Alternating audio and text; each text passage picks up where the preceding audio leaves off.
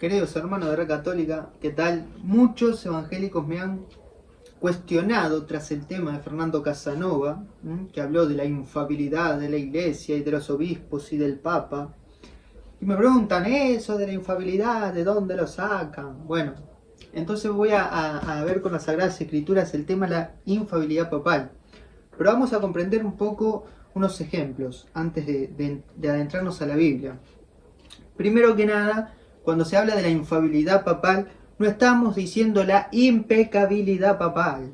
El Papa no puede pecar, el Papa no se equivoca, el Papa es Jesucristo. No, a ver, el Papa es un ser humano común y corriente con las mismas necesidades que tú y que yo. Es un hombre pecador sacado de entre los pecadores.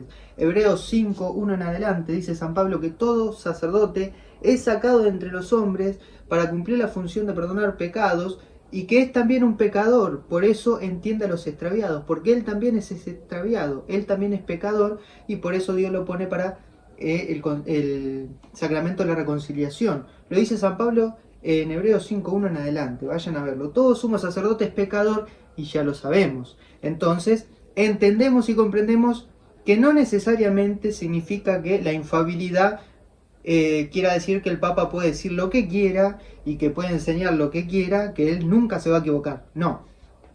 La infalibilidad se trata solamente, y esto viene del Antiguo Testamento, cuando el Papa declara en escátedra. ¿Qué significa escátedra?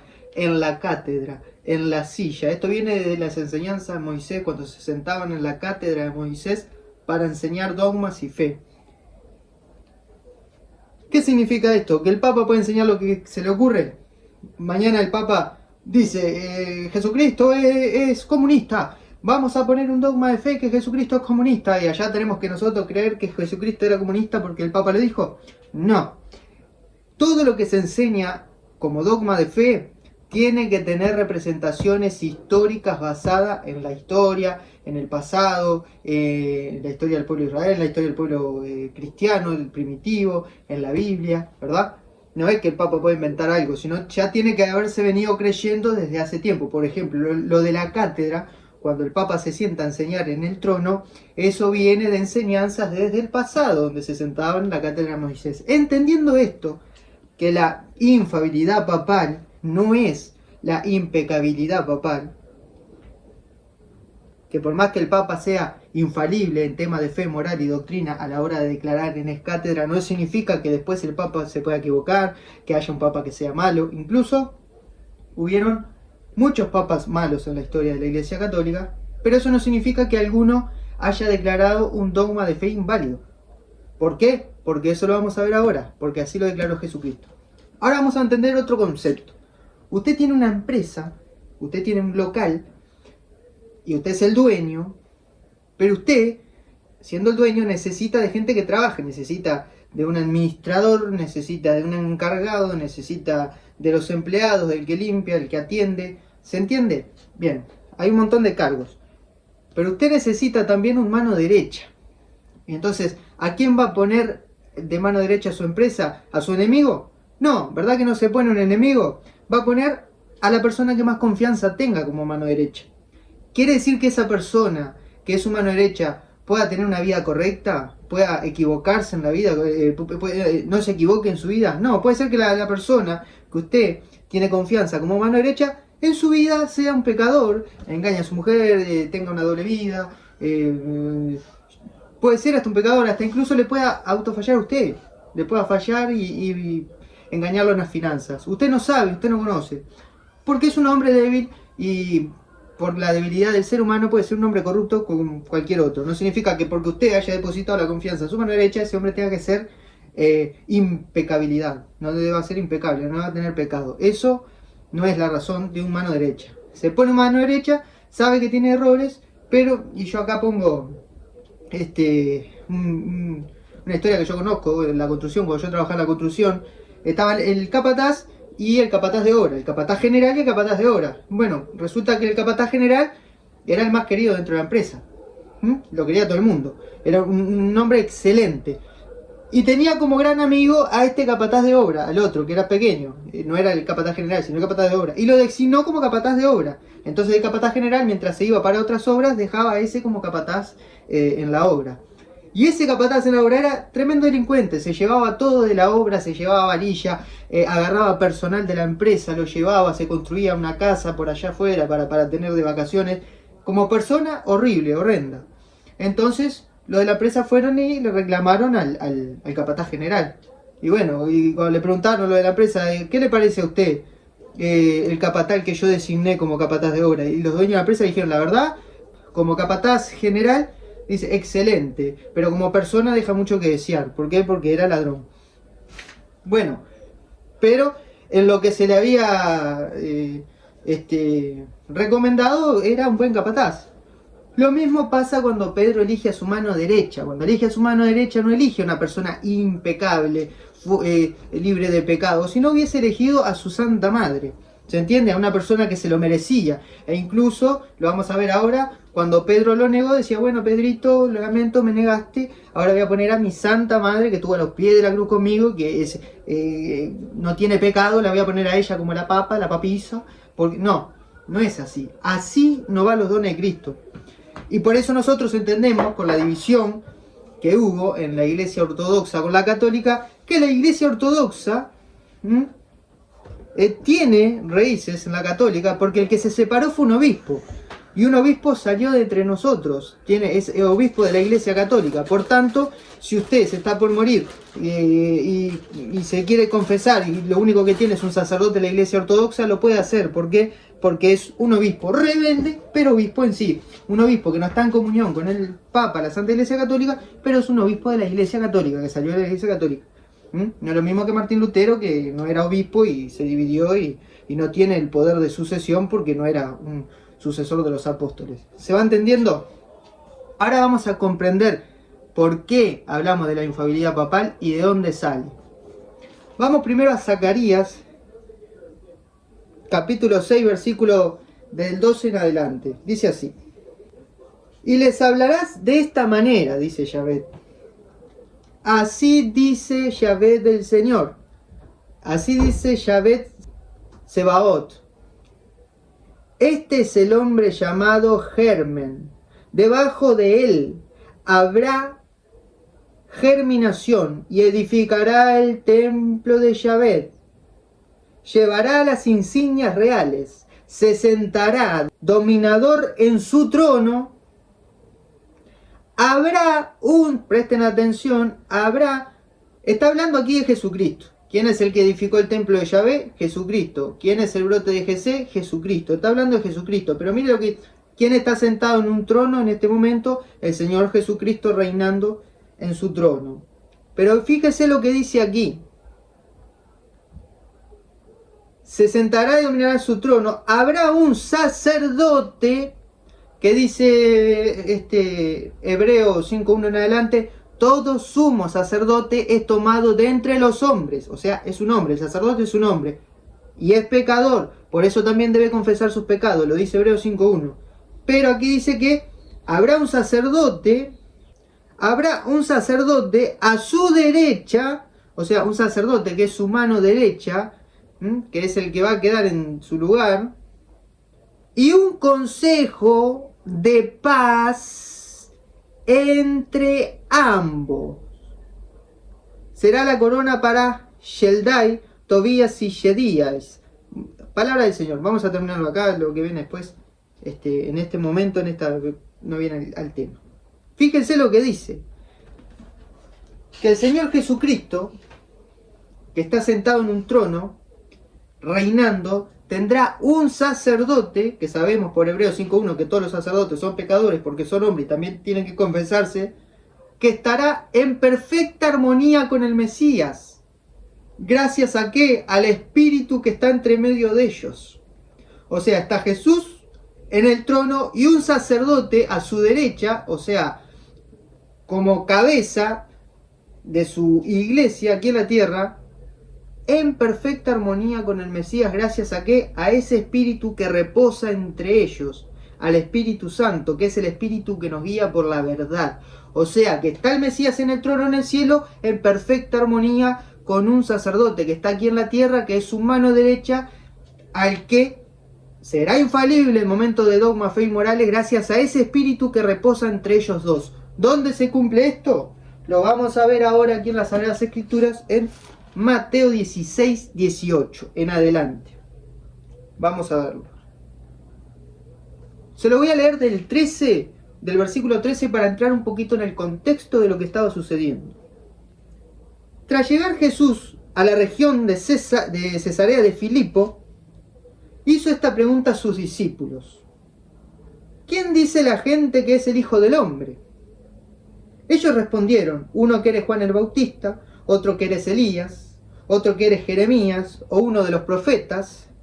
Él les preguntó: pero vosotros, ¿quién decís que soy yo? Simón Pedro contestó: tú eres el Cristo, el Hijo del Dios vivo. A esto replicó Jesús: bienaventurado eres Simón, hijo de Jonás, porque no te ha revelado esto ni la carne ni la sangre, sino mi Padre que está en el cielo. Y yo a mi vez te digo que tú eres Pedro, y sobre esta piedra edificaré mi iglesia, y las puertas del Hades no prevalecerán contra ella. Yo a ti te daré las llaves del reino de los cielos. Todo lo que ates en la tierra quedará atado en el cielo, y todo lo que desates en la tierra quedará desatado en el cielo. Palabra del Señor. Queridos hermanos, acá está la infalibilidad papal de la que habla la Iglesia Católica. Jesús le pregunta a sus discípulos: ¿quién dice la gente que es el Hijo del Hombre? Y bueno, con la boca ajena todo comentamos. Imagínense en ese momento que Jesucristo, Dios hecho carne, un carpintero, el hijo de un carpintero, José, cuya madre y padre todos conocían, los judíos, que decían: ¿no es este el hijo de José? Ese carpintero estaba preguntando: ¿quién dice la gente que es el Hijo del Hombre? Y ahí todos se enaltecieron. Bueno, algunos que eres Juan el Bautista, otro que eres Elías. Claro, hablar con boca ajena, todo el mundo puede decir con boca ajena que el aborto es ilegal hoy día. Por ejemplo, dice Agustín Laje que el aborto es ilegal, dice Nicolás Márquez, pero cuando la ley, cuando todo el poder del lobby LGTB y la ideología de género viene y te pregunta: ¿y vos qué decís sobre el aborto? Yo mejor no opino, yo mejor me callo. Es difícil opinar cuando va a traer consecuencias negativas para uno, ¿verdad? Bueno, la consecuencia negativa de confesar que ese carpintero que estaba allí era el Hijo de Dios vivo, era Cristo, era una consecuencia de muerte. Porque el judío que dijera que el hijo del carpintero era el Cristo, era condenado a blasfema, condenado a muerte. O sea que la confesión que hizo Pedro aquí es una confesión que puso su vida por debajo de la confesión de Dios. No le importó lo que le podría llegar al pasar y confesó: tú eres el Cristo. Entonces dice Jesús que le preguntó a todos. Y todos decían: bueno, uno dice que eres Elías, otro que eres el profeta. Pero Jesús ahí dijo: bueno, perfecto, gracias por lo que me dicen los demás. Pero ahora, ustedes, ¿qué opinan ustedes de quién soy yo? Ustedes que están conmigo, ustedes que viven, que me ven hacer milagros, que se duermen y se acuestan y se levantan junto a mí. ¿Quién dicen ustedes quién soy yo? Y ahí se ve que todos dieron un pasito atrás y saltó el metepata. ¿Quién es el metepata? San Pedro, el que las Sagradas Escrituras del Nuevo Testamento, el nombre más nombrado en el Nuevo Testamento es el de Jesucristo. El segundo nombre más nombrado es el de su mano derecha, Pedro. Dice que saltó Pedro ahí. ¿Por qué? Porque ya tiene la figura del líder. Porque el Espíritu estaba revelando que ese era el líder. Porque lo demás, ¿quién dicen ustedes? Empezando a mirar por otro lado. Que conteste Pedro, el metepata. Y Pedro se levantó, dice que se levantó, quiere decir que se levantó de la seguridad de lo que iba a decir. Pero cuando uno se levanta, y yo sé la verdad, cuando le preguntaron en la escuela a alguien una pregunta difícil y uno se levantaba para contestar esa pregunta difícil como diciendo: yo la sé, la tengo esa respuesta. Se levantó, así como se levantó el niño cuando vio Isabel a María y se levantó de gozo el niño porque se llenó el Espíritu Santo. Ese Espíritu Santo que dice que iba a estar entre medio de ese sacerdote y el Cristo reinante en el cielo, haciendo una armonía perfecta entre ellos dos. Ese mismo Espíritu Santo hizo levantar a Pedro y le dijo: tú eres el Cristo. el Hijo del Dios viviente. Miren qué fuertes palabras. Porque repetirlas hoy en el siglo XXI nosotros no es nada, pero decirlas en aquel momento que te llevaba la pena de muerte son palabras fuertes. Tú eres el Cristo. Y se levantó y lo dijo como diciendo, y nadie me va a decir lo contrario. Y si uno lee Juan capítulo 6, cuando todos se iban, Jesús los miró y le dijo, ustedes también se quieren ir. Y Pedro le dijo, ¿a quién iremos si nosotros creemos que tú eres el Cristo y solo tú tienes palabra de vida eterna? Pedro no entendía nada, pero estaba seguro, por el espíritu que había en él, de que sus palabras eran reales. Porque ese espíritu lo guiaba a la verdad de ver y entender que el que estaba allí enfrente era el Cristo. Tú eres Cristo, le dijo, el Hijo del Dios vivo. Entonces Jesús, fijando su mirada en él, otras palabras fuertes que muchas veces son ignoradas. ¿Ustedes se imaginan lo que es que Dios fije sus miradas en ti? Allí Dios parado hecho carne estaba fijando su mirada en Pedro, penetrando la mirada de Pedro. Imagínense esa fuerza de poder, esa mirada que solo con mirar convertía a las personas. Esa mirada estaba mirando fijamente a Pedro, porque Dios te mira fijamente a ti y a mí. Y le dice, le contesta a Dios hecho carne, bienaventurado eres, Simón. ¿Escucharon alguna vez las bienaventuranzas de Jesucristo? Bienaventurado el que llora, bienaventurado el pobre, bienaventurado el que busca la justicia.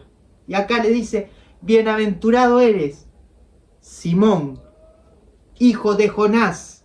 Porque en aquel tiempo decir el nombre de la persona y el apellido era decir el nombre del padre de la persona. Era como decirle el nombre y el apellido. Pero aquí le dice, bienaventurado eres Simón. ¿Qué significa Simón? Caña blanda, caña floja, caña blandita. Una caña débil que se doblaba. Eso significa Simón. Y le dice, bienaventurado eres Simón. Sutuei Petro, caíet pit tautete de Petra. Bienaventurado eres Simón, hijo de Jonás. Porque esto no te lo ha revelado ni la carne ni la sangre. ¡Tilín! Ahí está la infalibilidad papal. Ahí. En esa armonía que hay entre Jesús y el Papa. Ese espíritu que lo guía. Porque esto, Simón, no te lo revela ni la carne ni la sangre. O sea, no te lo revela el espíritu humano, la carne humana. No te lo revela tu pensamiento, no te lo revela tus deseos. Porque el deseo de Simón, ¿cuál era? Que no te suceda esto, Señor, no dejaré que vayas a la cruz. Apártate de mí, Satanás. ¿Cuál era el deseo de Simón? En la carne, Señor, aunque a ti te maten, yo iré hasta la muerte contigo. Pedro, en verdad te digo, tú me negarás 3 veces antes de que cante el gallo. Pedro, en su deseo humano, en su temblor humano, en su miedo humano, tenía unos pensamientos. Y esos eran corregidos. Apártate de mí, Satanás. Pero cuando se trataba de la fe y la moral, ese hombre pecador,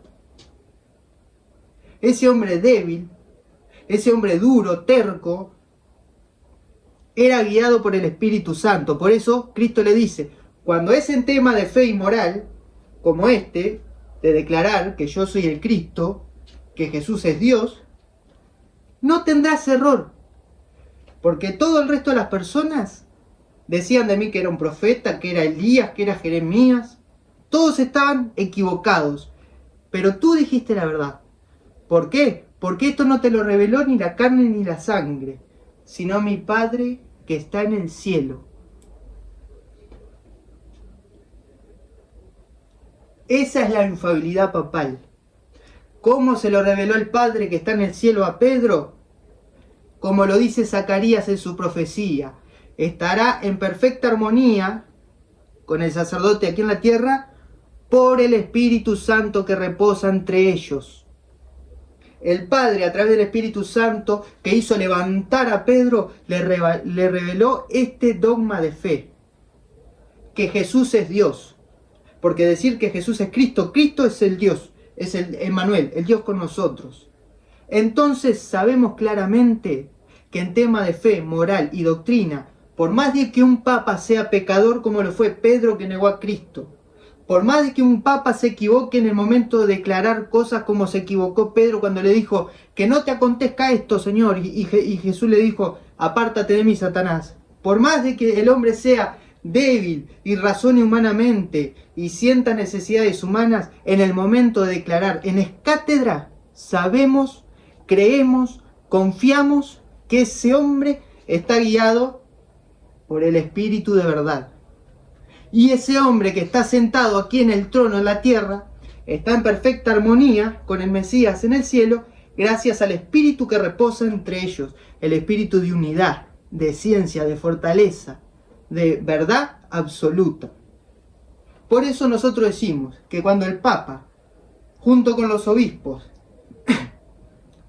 declara en escátedra un dogma de fe, es infalible. Y por eso es que por más papas malos que hubieron y papas perversos que hubieron en la historia de la Iglesia Católica, ninguno de esos papas malos que hubieron se atrevieron jamás nunca a cambiar un dogma de fe de la Iglesia Católica. ¿Por qué? Porque eso no se lo revela ni la carne ni la sangre, sino mi Padre que está en el cielo.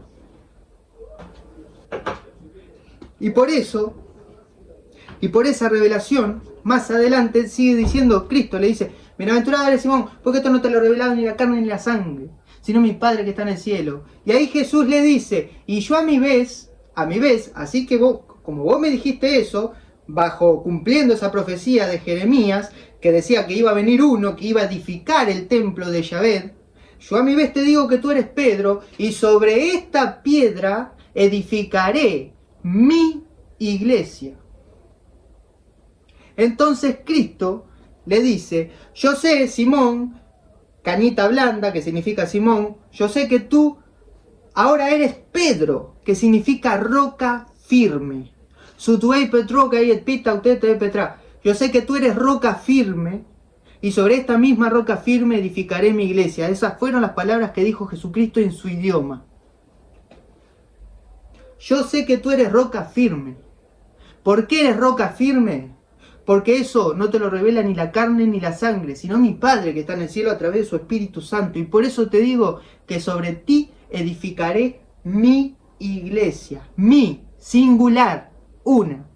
No muchas iglesias. Yo soy iglesia, la iglesia de fulano, del pastor Cashluna, la iglesia del otro. Todo iglesia evangélica, 80.000 divisiones. No. Cristo no tiene mis iglesias, plural. Dice mi, una, sola, santa, católica, apostólica y romana, que le quede claro a Fernando Casanova. Y después dice, y como está esa infalibilidad papal que te dejo acá, Pedro, porque esto no te lo revela ni la carne ni la sangre, y vamos a estar en perfecta armonía conmigo cuando yo esté en el trono en el cielo, gracias al Espíritu Santo que les dejó más adelante. Por eso mismo te digo que ni las puertas del infierno podrán vencerla. Sobre ti edificaré mi iglesia y ni las puertas del infierno podrán vencerla. Ni siquiera el mismo diablo podrá vencer a la Santa Iglesia Católica Romana Apostólica. Por eso pasó el imperio persa, el imperio romano, el imperio otomano, Hitler, Nerón, Stalin, la ideología de género, el lobby LGTB, la masonería, el Islam, todos fueron en contra de la iglesia. Los grandes imperios del mundo fueron en contra de la iglesia. Y hay un dicho que dice, la iglesia siempre va al funeral de sus enemigos. Todos los imperios sucumbieron, pero la iglesia sigue de pie. ¿Por qué? Por esa promesa de Cristo. Ni las puertas del infierno, ni siquiera el mismo demonio podrán vencerla. Por eso San Pablo dijo en 3:15, allá dijo que la iglesia es columna y fundamento de la verdad. ¿Por qué? Porque tiene la infalibilidad papal, que es esa armonía con Cristo, el Espíritu Santo y el sacerdote como cabeza. Y por eso es la columna, la garantía de la verdad. Y luego le dice, ¿de dónde sacaron ustedes de que la Virgen María fue asunta al cielo? De un papa. Un dogma de fe en 1950 de un papa. ¿Y qué le dice después Jesús? Edificaré mi iglesia sobre ti, y las puertas del infierno no podrán vencerla. Le dijo al Papa, al Pedro, yo a ti te daré la llave del reino de los cielos. Lo que ates en la tierra, o sea, lo que tú enseñes en la tierra, yo enseñaré en el cielo. Y lo que tú desenseñes en la tierra, lo que tú digas que en este momento está mal en la tierra, como abandonar a los homosexuales y discriminarlos, usted opina que ahora en este momento está mal, hay que ayudarlos, hay que atenderlos, hay que estar con ellos. Si tú opinas eso aquí en la tierra, yo lo ataré en el cielo. Así lo dijo Jesucristo. Lo que tú ates en la tierra quedará atado en el cielo. Lo que tú enseñes en la tierra quedará enseñado en el cielo. Lo que tú dejes de enseñar en la tierra ya no se enseñará en el cielo. ¿Por qué? Porque esto no te lo revela ni la carne ni la sangre, sino mi Padre que está en el cielo. O sea que Cristo le dio la autoridad al Papa para cambiar una enseñanza si es necesario. Así como fue necesario cambiar la enseñanza del Antiguo Testamento, que mataban a pedrada a la adúltera, y le dijeron, Jesús, ¿qué hacemos con esta, maestro, que la descubrimos en adulterio? ¿La matamos a pedrada? Y Jesús le dijo, no, quien esté libre de pecado que arroje la primera piedra. Cambió el modo de ver, cambió lo que mandaba la ley, la modificó a algo mejor, la misericordia. ¿Han oído que se dijo en la ley, ojo por ojo, diente por diente? Mas yo os digo, amad a sus enemigos, orad por quienes los odian. Cambió, modificó. Antes había carta de repudio en la ley, dice Jesús. Cualquier marido podía dejar a la mujer. Ahora le digo, lo que unió Dios no lo separa el hombre. Cambió, modificó a perfección la ley. Entonces, para todos los tiempos, por eso Jesús dice, permitió Dios en aquel tiempo el divorcio porque los hombres eran necios. O sea que en diferentes tiempos tiene que haber diferentes acomodos. En aquellos tiempos se permitió, dice Jesús. Pero yo hoy no lo permito. El que abandone a una mujer comete adulterio. Y acá les dejo la llave a Pedro para lo que él enseñe en un futuro, porque la iglesia seguirá de pie por los siglos de los siglos. Lo que él enseñe en un futuro, yo lo estaré enseñando. Es como si yo lo enseñase en el cielo, porque estoy en perfecta armonía con él a través del Espíritu Santo que habla Zacarías. Esa, queridos hermanos, es la prueba de la infalibilidad papal. El señor Fernando Casanova dice que se va de la iglesia porque no está de acuerdo a que tenga que creer todo lo que dice el Papa y los obispos, la autoridad de la iglesia. No está de acuerdo con la autoridad.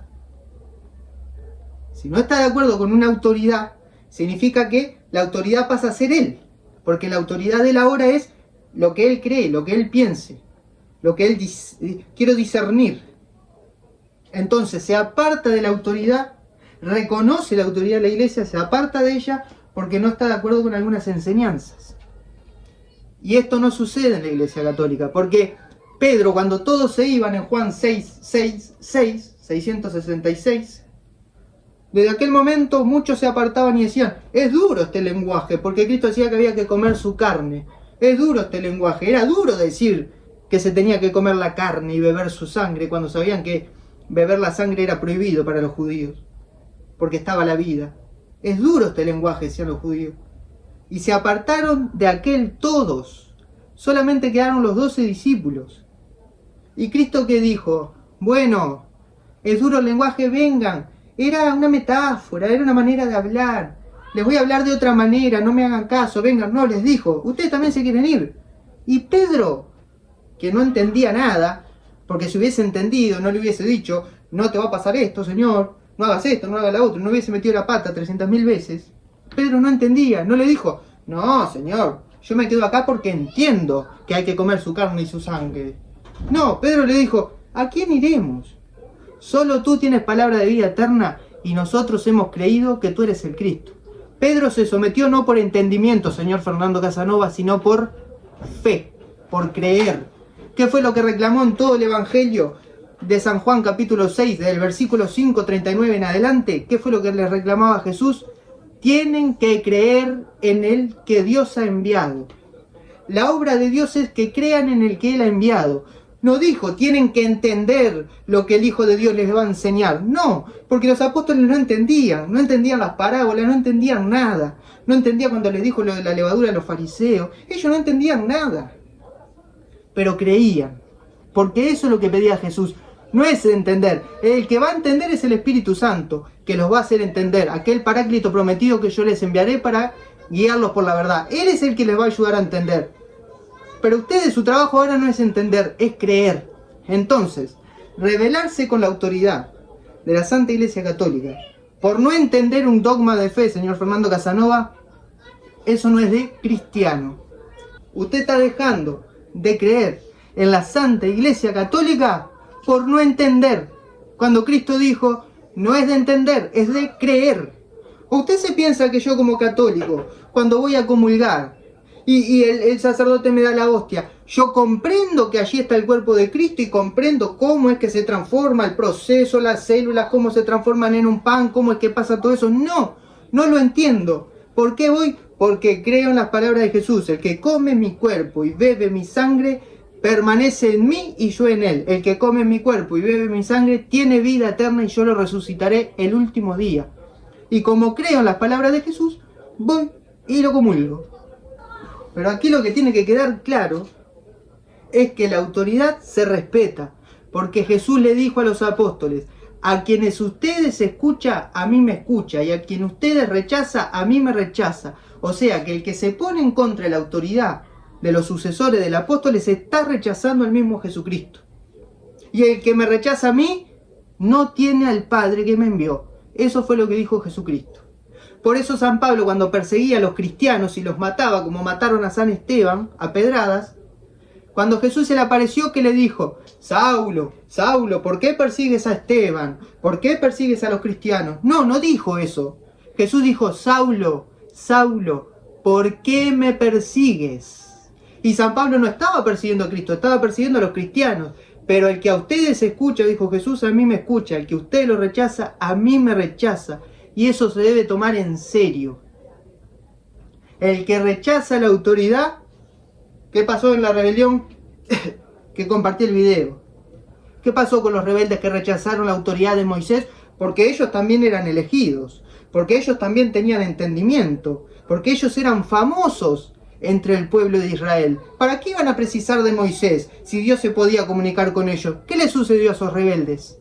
Los tragó la tierra, Dios los sucumbió, porque Dios tiene siempre a un cabeza, a una autoridad. Por eso está la jerarquía. No es un invento de la iglesia para mantener al pueblo oprimido. Eso es un panfleto comunista. Eso es una mordaza, una palabra mordaza que usaba Marx, el comunista, en el panfleto comunista, diciendo que la iglesia es el oprobio, es la que oprime al pueblo, con eso del infierno. Entonces ese dialecto marxista, que hoy se está queriendo meter entre los cristianos apóstatas o entre los cristianos rebeldes para ir en contra de la autoridad, eso es un pecado grave. No me vengan a hablar como marxistas, diciendo que la autoridad oprime al pueblo. ¿Qué quería decir entonces cuando Jesús dijo, ustedes también quieren irse, váyanse, porque lo que he dicho, he dicho? Ah, Jesús es un oprimidor del pueblo. Jesús oprime a su pueblo, porque Jesús dice que si pecas te vas al infierno.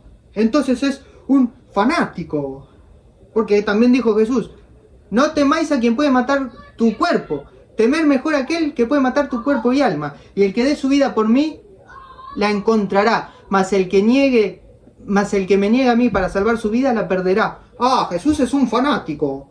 No hay que ser fanático, no hay que hacerse matar por la fe. Esos que se hacen matar por la fe son unos locos.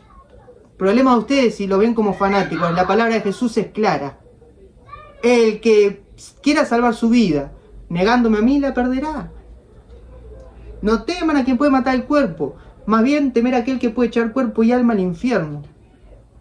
Entonces lo que Jesús dice es ley. Y Jesús dejó una autoridad. a un cabeza, a un cabecilla en su iglesia. Por eso en Juan 10 dice, vamos a fijar otra parte, cuando se lo voy a contar por arriba para no buscarlo en la Biblia, porque ya se me está haciendo largo. Lo iba a hacer cortito el video, se me está haciendo largo. Cuando Jesús dice, se va a orar, y dejó a Simón, a Santiago y a Juan. Fue a orar. Volvió y los halló durmiendo. ¿A quién le reclamó Jesús? Porque los tres estaban dormidos. Pero ¿a quién le fue a reclamar Jesús? Le fue a reclamar al mano derecha, a su segundo al mando, a Pedro. Le dijo, Pedro, ¿con que no habéis podido prevalecer conmigo ni una hora despiertos? O sea, Pedro, no se han podido quedar conmigo. ¿Por qué le reclama a Pedro? Si también estaba Juan y Santiago. Porque Pedro es el encargado de estar velando en la iglesia mientras Jesús no está. Jesús está orando, el encargado era Pedro. Por eso vino y lo reprendió a Pedro. Y después le dijo, Simón, mira que Satanás ha pedido poder para zarandearlos como al trigo. Pero yo he orado por ti, para que tu fe no desfallezca. Y tú cuando regreses, confirma a tus hermanos. Confírmalos. ¿Por qué confírmalos? Porque tú y yo tenemos un espíritu que nos hace estar en armonía. Yo en el cielo, en el trono, y tú aquí en la tierra. Tú eres mi mano derecha. Y sabía que iba a tambalear Pedro cuando... Y fíjense lo que le dice. Satanás ha pedido el poder para zarandearlos, plural. Zarandearlos a todos. Pero Jesús solo ora por Pedro. Pero yo he orado por ti. Porque sabe que orando por la cabeza de la iglesia, la verdad seguirá caminando. Para que tu fe no caiga. Entonces, cuando ustedes crean que un papa se está equivocando y digan, ahora sí, van a arruinar a la iglesia, la van a echar a la perdición. No, porque antes de que la fe de ese papa caiga, Jesús está orando por él, para que su fe no desfallezca, para que la promesa de Cristo de que la iglesia no será vencida ni por las puertas del infierno, siga de pie por los siglos de los siglos. Yo estaré todos los días con ustedes hasta el fin del mundo. Lo dijo, yo estaré con ustedes todos los días. Pero cuando venga un papa que se porte mal, o cuando Fernando Casanova piense que las autoridades se están yendo de mambo, ahí voy a elegir otra iglesia. No, no dice eso. Dice, yo estaré todos los días con ustedes hasta el fin del mundo. Y me despido con esto. Es el mismo Fernando Casanova que dijo en sus conferencias, el que se va de la Santa Iglesia Católica, Romana y Apostólica se va solo. Cristo no se va con él. Así que usted, Fernando, al partir de la Iglesia Santa Católica Apostólica Romana, se está yendo solo. Porque Cristo estará todos los días hasta el fin del mundo con su iglesia, no con el que se va. Y por eso en Juan, Cristo le dijo, tengo otras ovejas que no son de este redil, o sea, de esta iglesia, a las que debo conducirlas aquí. No dijo, tengo otras ovejas, o sea, tengo otros que creen en mí, otros creyentes, pero déjenlos tranquilos por allá que están bien, no lo molesten, que ellos creen a su manera, que... No, Cristo dijo, yo tengo otras ovejas que no son de este redil. O sea que Cristo tiene cristianos que no son católicos, pero sí creen en Él. Y Cristo dijo, tengo que hacer que esas ovejas vengan aquí, porque es necesario que estén aquí, en esta iglesia, donde está la infalibilidad papal, donde está el Espíritu de la verdad y donde está la promesa de mantenerse en pie hasta el fin del mundo. Entonces debo traer a esas ovejas aquí, a la columna y el fundamento de la verdad que es la iglesia. Así que, bien dijo usted, que el que se vaya de la iglesia se va solo, sin Cristo. Yo le invitaría a que usted recapacite, le pida al Espíritu Santo que le guíe en el discernimiento de no abandonar a la iglesia, porque usted sabe que no hay excusa, porque usted mismo lo dijo, no hay excusa para dejar a la iglesia, porque no se debe mirar a los hombres pecadores dentro de la iglesia, porque la iglesia de Cristo es una iglesia de pecadores, no de santos. Por esos pecadores se escandalizaban los fariseos cuando veían cómo su maestro come con pecadores. Se escandalizaban, se van a escandalizar ustedes ahora, en el siglo XXI. Porque hay pecadores dentro de la iglesia. Si Cristo vino por los enfermos, no por los sanos. ¿Qué esperan ver dentro de la iglesia? ¿Gente pura, sana, culta? No. Dentro de la iglesia de Cristo hay pecadores. ¿Qué le pasó a Pedro? Cristo, hazme caminar por el agua. Iba caminando por el agua Pedro. Mientras miró a Cristo, caminaba por el agua. Cuando miró para el costadito, se hundió. Y eso le sucede a todo el católico que entra a la iglesia mirando a sus hermanos, a ver quién peca más, quién peca menos, quién critica, quién hace esto mal, Cuando empiezan a sacar su mirada de Cristo, se hunden.